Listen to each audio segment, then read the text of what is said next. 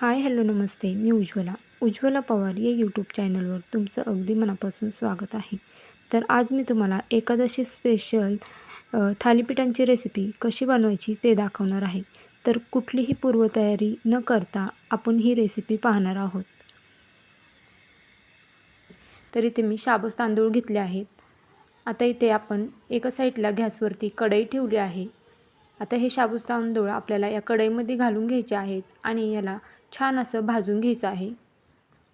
तर मीडियम गॅसवरती आपल्याला हे शाबूत तांदूळ भाजायचे आहेत. उपवास असला की नेहमीच शाबूत तांदूळची खिचडी खाऊन देखील आपल्याला कंटाळा येतो. त्यामुळे नक्कीच ही रेसिपी ट्राय करा आणि कधीतरी आपण शाबूत तांदूळ भिजत घालायचं देखील विसरून जातो. तर ही रेसिपी अगदी झटपट होते. शाबूत तांदूळ भिजत घालायची गरज पडत नाही.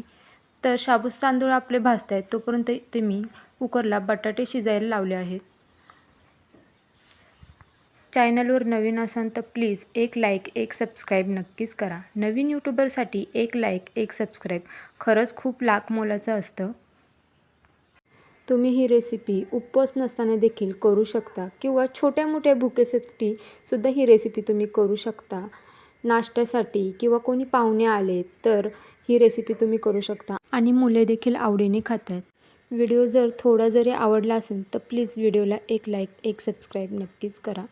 तर पाहू शकता इथे 2 मिनटं मी मीडियम गॅसवरती छान असे हे शाबूत तांदूळ भाजून घेतलेत आणि आपल्या शाबूत तांदळाचा कलर देखील चेंज झाला आहे. आता याला आपण एका प्लेटमध्ये काढून घेऊया. तर आता मी गॅस बंद करते आणि याला आपण एका प्लेटमध्ये काढून घेऊया.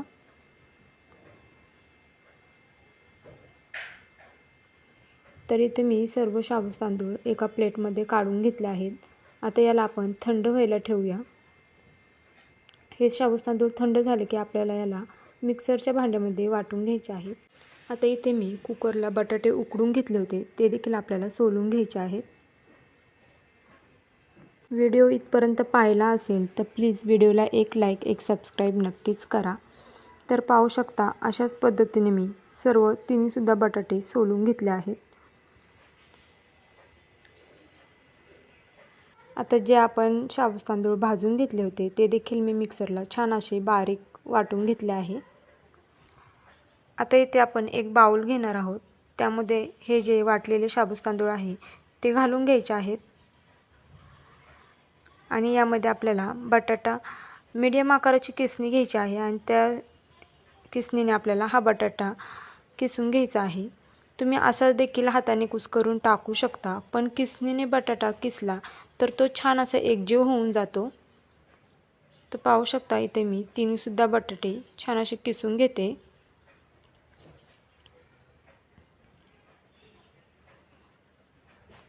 तर आपले बटाटे किसून झाले आहेत. आता यामध्ये आपल्याला मिरची घालायची आहे. तर इथे मी 4 हिरव्या मिरच्या मिक्सरला बारीक करून घेतल्या आहेत. लहान मुलं खाणार आहे त्यामुळे मिरची कमी वापरत आहे. तुम्ही तुमच्या आवडीनुसार मिरची कमी जास्त करू शकता. आता यामध्ये आपल्याला शेंगदाण्याचा कूट घालायचा आहे. तर इथे मी शेंगदाणे भाजून त्याचा कूट करून घेतला आहे. आता यामध्ये आपल्याला चवीनुसार मीठ घालायचं आहे आणि आता आपल्याला तेलाचा हात घ्यायचा आहे आणि ह्याचा आपल्याला एक छान असा गोळा तयार करून घ्यायचा आहे. तेलाचा हात यासाठी घ्यायचा कारण की आपण यामध्ये मिरची वाटून घातली आहे. मिरचीने आपल्या हाताची आग होऊ शकते. जर तेलाचा हात घेतला तर आग होत नाही. त्याच्यामुळे आपण या हाताला तेल लावून घ्यायचं आहे अगोदर. तर पाहू शकता अशा पद्धतीने आपल्याला ह्याचा छान असा गोळा तयार करून घ्यायचा आहे आणि यामध्ये आपल्याला थोडंसं पाणी घालून ह्याला छान असं मळून घ्यायचं आहे. म्हणजे छान मऊ असा गोळा होतो आणि आपल्याला थापायला सुद्धा सोपं पडतं. तर पाहू शकता ह्याचा मी छान असा मऊ गोळा तयार करून घेतला आहे. आता इथे मी पोळपाटावरती एक रुमाल घेतला आहे ओला करून. आता याचा आपण एक गोळा करून घ्यायचा आहे आणि यावरती ठेवून पाण्याचा हात घेऊन आपल्याला हे थापून घ्यायचं आहे. तर पाहू शकता अशाच पद्धतीने आपल्याला हे छान असं थापून घ्यायचं आहे.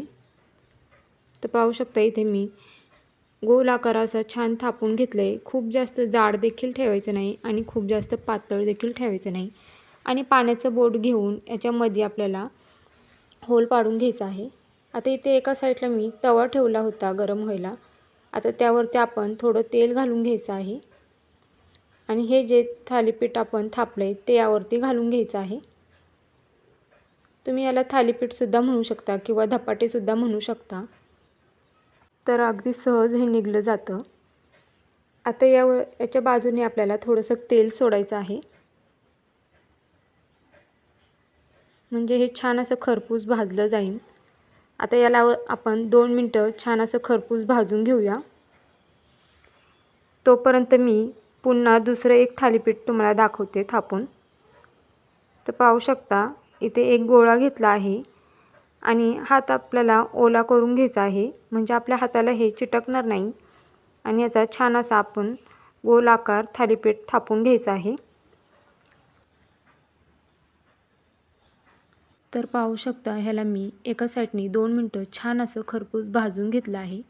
आता आपण याला पलटी करून घेऊया आणि दुसऱ्या साईडनी सुद्धा आपण तेल सोडून घ्यायचं आहे आणि याला दुसऱ्या साईडने देखील आपल्याला 2 मिनिटं छान असं भाजून घ्यायचं आहे।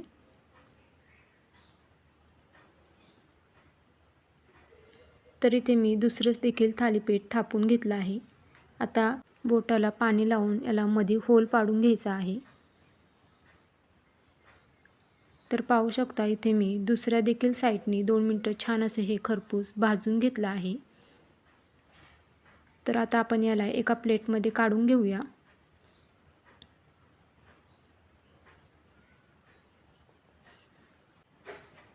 आता परत आपण तव्यावरती तेल टाकून घेऊया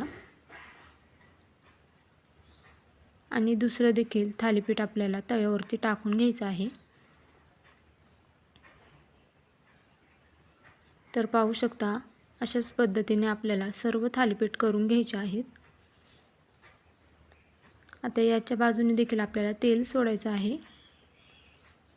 हे जे मध्ये होल आहे त्यामध्ये देखील आपल्याला तेल सोडायचं आहे, म्हणजे कसं थालीपीठ छान असं खरपूस भाजलं जातं।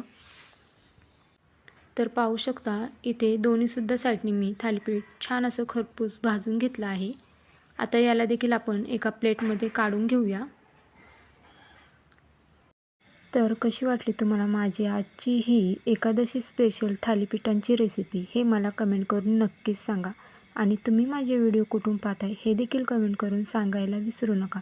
त्याचबरोबर जर चॅनलवर नवीन असाल तर प्लीज एक लाईक एक सबस्क्राईब नक्कीच करा। नवीन यूट्यूबरसाठी तुमचं एक लाईक एक सबस्क्राईब खरंच खूप लाख मोलाचं असतं। तर भेटूया उद्या एक अशाच नवीन रेसिपीसोबत। तोपर्यंत सर्वांनी काळजी घ्या। बाय।